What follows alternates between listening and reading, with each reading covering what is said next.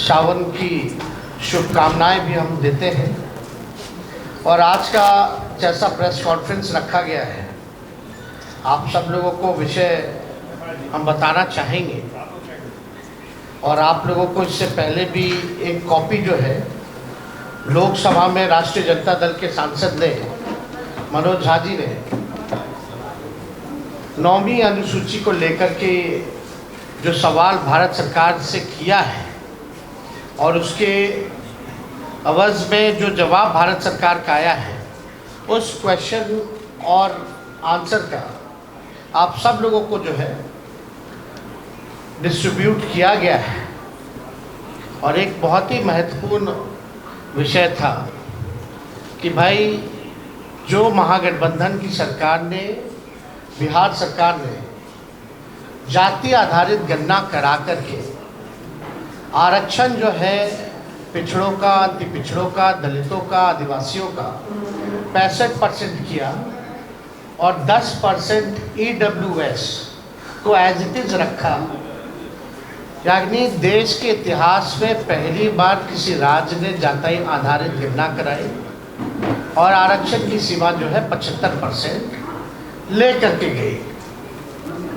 एक ऐतिहासिक निर्णय था और उसके बाद भी हम लोगों का आशंका थी कि भाजपा के लोग किसी न किसी तरीके से, जिस प्रकार से कास्ट बेस्ड सर्वे जो हम लोग करा रहे थे, अपने मोहरों को कोर्टों में खड़ा करके किसी न किसी तरीके से डीले कराएंगे या ये होने नहीं देंगे, ये आशंका हम लोगों को पहले भी थी। इसलिए तात्कालीन जब हम लोगों की सरकार थी, हम उप मुख्यमंत्री थे, तो हमारे नेतृत्व में ही प्रेस कॉन्फ्रेंस हुआ था कैबिनेट निर्णय के बाद। और कैबिनेट ने, हम लोगों ने रिकमेंड किया था भारत सरकार को कि जो आरक्षण की सीमा जो महागठबंधन सरकार ने बढ़ाया है पिछड़े, अति पिछड़े, दलित, आदिवासियों का, इसको शेड्यूल लाइन में भारत सरकार जो है वो डाले। उस प्रेस कॉन्फ्रेंस में जनता दल यूनाइटेड के भी वरिष्ठ नेता लोग भी शामिल हुए थे मेरे नेतृत्व में। और ये बात स्पष्ट रूप से हम लोगों ने कहा था कि जो रिकमेंडेशन बिहार सरकार ने दिया है उसको तमिलनाडु के तर्ज पर, जो आरक्षण तमिलनाडु का शेड्यूल 9 में है, इससे कोई भी आरक्षण पे छेड़खानी नहीं हो सकती है। इसलिए इसको भी बिहार को उस तर्ज पे शेड्यूल लाइन में डाला जाए। आप सब लोगों को पता है कि हमारे प्रस्ताव पर सभी दल के प्रतिनिधि मंडल प्रधानमंत्री से भी मिले, उस समय भी मना कर दिया गया। तो हम लोगों का संकल्प था और राष्ट्रीय जनता दल की पूरी लड़ाई सड़कों पर भी पहले भी हुई थी कि भाई जाति गणना जो है पूरे देश में होनी चाहिए। लेकिन जब हम लोग सत्ता में आए, 17 महीने जो हम लोग सरकार में रहे, तो इस काम को हम लोगों ने किया, लागू किया। और हम लोग शुरू से कहते थे कि भाजपा जातीय गणना के खिलाफ है।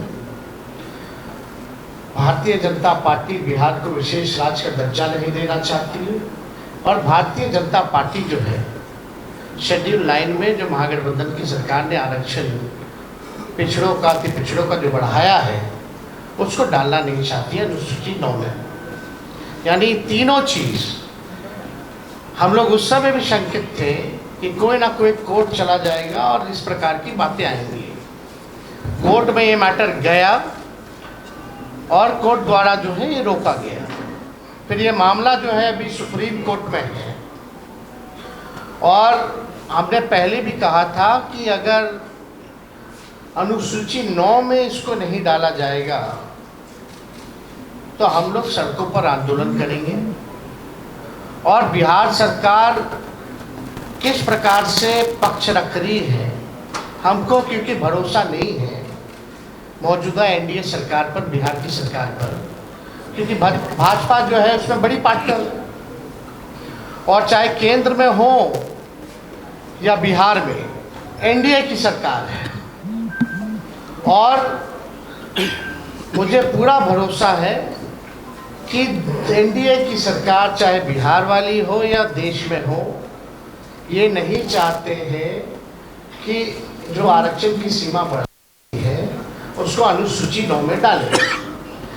तो हम लोगों का पहले भी कहते कि हम लोग इसमें सुप्रीम कोर्ट में हम लोग जाएंगे, और हम लोग केवल इंतज़ार कर रहे थे भारत सरकार के जवाब का, जो कि स्पष्ट रूप से ये जवाब आप लोगों के समक्ष मिला है। इसमें यही सवाल पूछा गया था कि भाई क्या आरक्षण आप बढ़ाइएगा अनुसूची में 9 में, स्पेसिफिकली जो है बिहार के शेड्यूल 9 में आप डालिएगा कि नहीं डालिएगा।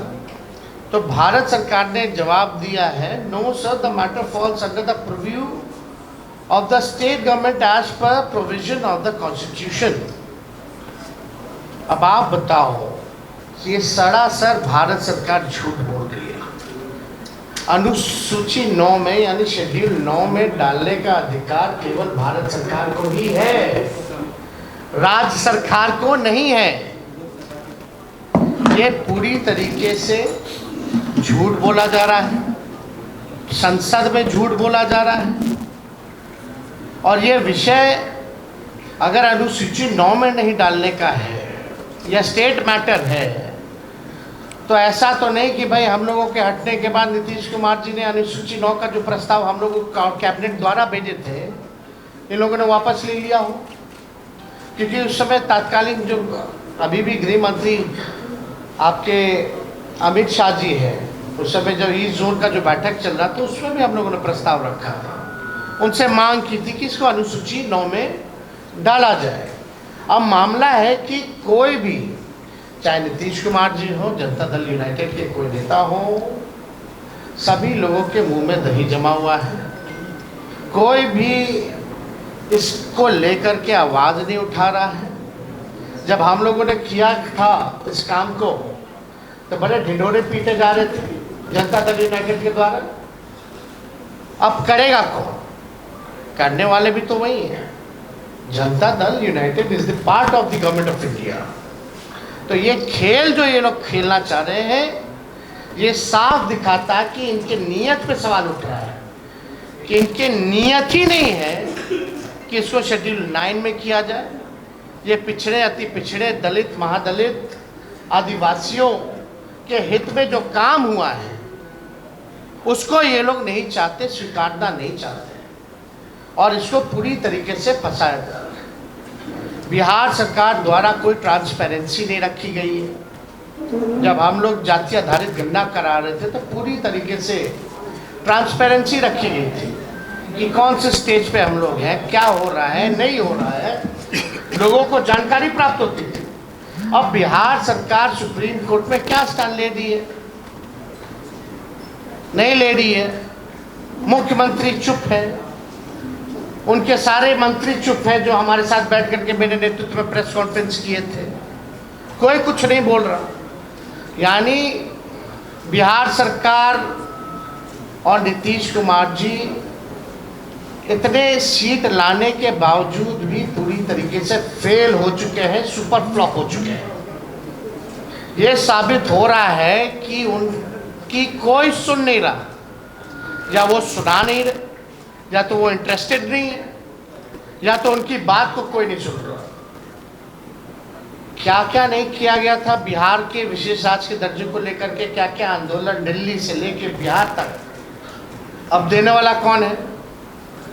भारत सरकार पार्लियामेंट में खड़ी होकर के, यानी उन्हीं की सरकार खुद मना करती है कि बिहार को हम स्पेशल राज्य का दर्जा नहीं दे सकते। खुद ही कह रही है कि हम अनुसूची 9 में हम नहीं डालेंगे। ये स्टेट मैटर। स्टेट मैटर कैसे? ये तो भारत सरकार को एक्सप्लेन करना चाहिए ना, कोई तो तार्किक जवाब देना चाहिए, टेक्निकल जवाब देना चाहिए। और अनुसूची 9 का तो सब लोग जानते हैं कि भाई भारत सरकार के हाथ में ही है, और किसी के हाथ में नहीं। वरना अनुसूची 9 में अगर राज्य सरकारों को होता, या बता दे, या तो ये भी जवाब इस पे दे देना चाहिए था कि हाँ राज्य सरकार को अनुसूची 9 में देने का, रखने का दर्जा दिया गया है या है, ये भी बात बता देनी चाहिए थी। तो ये भी बात नहीं कही गई है। तो हमारा ये मानना है कि लड़ाई को लेकर के हम लोग आंदोलन तो करेंगे ही करेंगे सड़क पर, लेकिन कोर्ट में भी हम लोग पक्ष रखेंगे। और हम लोग केवल यही इंतज़ार कर रहे थे कि भारत सरकार का इसमें क्या जवाब होगा। अब यह स्पष्ट हो गया है, भारत सरकार ने मना कर दिया है, तो इसको लेकर के राष्ट्रीय जनता दल अगले सोमवार, सावन का महीना है और हम लोग सोमवार तक हम लोग जो है अपना पिटीशन जो है सुप्रीम कोर्ट में हम लोग अर्जी राष्ट्रीय जनता दल द्वारा अपने पॉइंट्स को हम लोग रखेंगे। और बिहार सरकार को तो ये भी बताना चाहिए कि क्या आप प्रस्ताव जो दिए थे वो वापस ले लिए हैं कि नहीं लिए, या मुख्यमंत्री ने कोई चिट्ठी लिखी है नहीं लिखी है गृह मंत्री को अनुसूची 9 में डालने के लिए। और मान लीजिए अगर भारत सरकार मना किया, यूनाइटेड के लोगों का क्या प्रतिक्रिया है इस पर, यह भी स्पष्ट होना चाहिए। अगर भारत सरकार में भाजपा के बाद और कोई दूसरा तीसरा दल है मजबूत, तो वो जनता दल यूनाइटेड है, यानी एक अहम पार्टनर के रूप में है, निर्णायक भूमिका में है। तो जब आपकी बात ही नहीं सुनी जा रही है, ना बिहार को विशेष राज्य का दर्जा, ना 9वीं अनुसूची में, और मुख्यमंत्री जी तो हमारे साथ भी गए थे, उनके नेतृत्व में हम लोग सब गए थे हमारे प्रस्ताव पे प्रधानमंत्री जी से मिलने। उनकी तो मांग थी कि भाई जातीय गणना जो है पूरे देश में होनी चाहिए। तो आज तो मुख्यमंत्री स्थिति में है कि अगर मजबूती से अपनी बात को रखेंगे तो मोदी जी की हिम्मत नहीं है मना करने को। तो कम से कम क्या मुख्यमंत्री जाति आधारित गणना पूरे देश में चाहते हैं कि नहीं चाहते हैं, ये बताना चाहिए। तो ये तीनों सवाल को लेकर के पूरी तरीके से डबल इंजन की सरकार 6 महीने हो गई है, कुछ जो है इस विषय पे ये लोग काम नहीं कर रहे हैं, केवल सत्ता का मौज ले रहे हैं और बिहार की जो पिछड़ी आबादी है उनके साथ अन्याय कर लिए है। हम लोग सच्ची लड़ाई लड़े, राष्ट्रीय जनता दल के लोगों ने जो कमिटमेंट किया था उसको हम लोगों ने मात्र 17 महीने के अंदर, चाहे नौकरी का मामला हो, चाहे स्वयं सहायता समूह के मानदेय को दुगुना करने का हो, चाहे जाति आधारित गणना कराने का हो, आरक्षण की सीमा को बढ़ाने का हो, हम सब लोगों ने उस काम को पूरा किया 17 महीने। लेकिन आखिर ऐसा क्या हो गया कि राष्ट्रीय जनता दल के हटते ही जब ये भाजपा और एनडीए डबल इंजन की सरकार आई तो सारे काम में जो है ताला लग गया। तो इस पर हम लोग इसलिए प्रेस कॉन्फ्रेंस बुला करके आप लोगों को सूचित करना चाहते थे कि कम से कम आप लोग भी सूचित हो जाइए और देश और राज्य के लोग को भी सूचित कर दिया जाए कि भारत सरकार मतलब जनता दल यूनाइटेड बीजेपी, इसमें बिहार की पार्टियां हैं एनडीए में, बिहार को ही वोट लेके अब बिहार को विशेष राज्य का दर्जा नहीं दे दिया, बिहार का ही वोट ले करके सारा काम करके आरक्षण को 9वीं अनुसूची में नहीं डाला जा रहा, पैकेज नहीं दिया जा रहा अलग से। बजट में तरह तरह की बातें आई, जितना इंफ्रास्ट्रक्चर का पुराना मामला जो हमने उठाया वही सारा उसी टाइम हो गया था, उसी चीज़ को दोहराया गया, खाली नोट कवर बदल दिया गया। तो हम लोग इसको लेकर के हम लोग जो है जनता के बीच जाएंगे, अदालत सर्वोच्च न्यायालय हम लोग जाएंगे और अपने पक्ष को मजबूती के साथ रखेंगे और किसी भी कीमत पर जो आरक्षण महागठबंधन की सरकार ने बढ़ाया था उसको ख़त्म नहीं होने देंगे, उसको लागू करा करके ही हम लोग दम लेंगे। इसलिए आप सब लोगों को हम बुलाएं और कोई विषय पे अगर आप लोगों को सवाल पूछना हो। यार आप तो बोले 15 अगस्त के बाद हम लोग जाएंगे, किस वजह से आखिर ये नहीं शामिल हो पा रहा है, क्या नियत ही खराब है। अरे भाई 17 साल से तो उन्हीं लोगों का डबल इंजन का सरकार था, पहले क्यों नहीं जाति आधारित गणना हुआ? आरक्षण क्यों नहीं बढ़ाया गया? राष्ट्रीय जनता दल आई 17 महीने में करके दिखाया, और करके ही नहीं दिखाया, जब चले जाने के बाद इसको फंसा दिया गया। नीतीश जी को ईडी का डर है क्या? उनके एक अधिकारी पे ईडी की अब क्या डर है, नहीं डर है, ईमानदारी से तो जांच हो तो बहुत मामले खुलेंगे, लेकिन अब अंदर उन लोगों के क्या चल रहा है वो आप लोग जानते हैं कि भाई लोग तो डीलिंग वाली पार्टी है, ये लोग केवल डील करना जानती है। उस डीलिंग के बाबत में क्या क्या लेंगे नहीं लेंगे वो अलग मैटर है। तेजस्वी जी, विधानसभा सत्र में आप क्यों नहीं थे? फैसला आया है कल जो शेड्यूल कास्ट और शेड्यूल ट्राइब के लिए सुप्रीम कोर्ट का फैसला आया है, उस पर आपकी पार्टी का क्या स्टैंड है? देखिए, हम लोगों का शुरू के दौर से ही ये मानना है कि राष्ट्रीय जनता दल जो है सर्वोच्च न्यायालय के अनुसूचित जाति और जनजाति के आरक्षण के वर्गीकरण के पक्ष में नहीं है, और ये निर्णय 1932 के पुनः पैक्ट और संविधान के मूल भावनाओं के खिलाफ हम लोग इसको मानते हैं। ये साफ बात है। आरक्षण जो दलितों को, आदिवासियों को जो दिया गया था, इसमें क्रीमी लेयर का क्या मामला है? इसमें आर्थिक तौर पे तो था ही नहीं। बाबा साहब अंबेडकर ने इसलिए आरक्षण दिया था जो सदियों से या अभी भी जो भेदभाव, ऊंच नीच, छुआछूत, जो डिस्क्रिमिनेशन जो चल रहा था उसको पाटने के लिए ये आरक्षण है। तो इसको तो आर्थिक तौर पे ये आया कहाँ से मामला? तो ये पूरी तरीके से हम लोग जो है इसके पक्ष में नहीं है। वर्गीकरण को लेकर के ये आर्थिक तौर पे नहीं है। अगर आर्थिक तौर पे ही आपको न्याय दिलाना है तो आप नौकरी दीजिए सबको।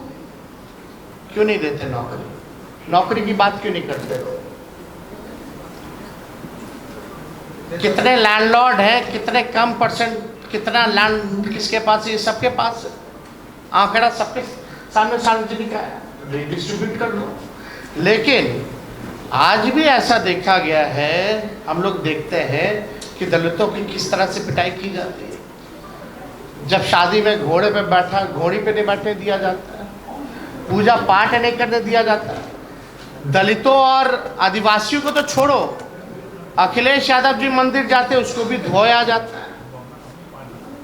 जीतन राम मांझी यहाँ मंदिर गए तो उसको धोया गया। तो ये जो भेदभाव, ऊंच नीच, छुआछूत,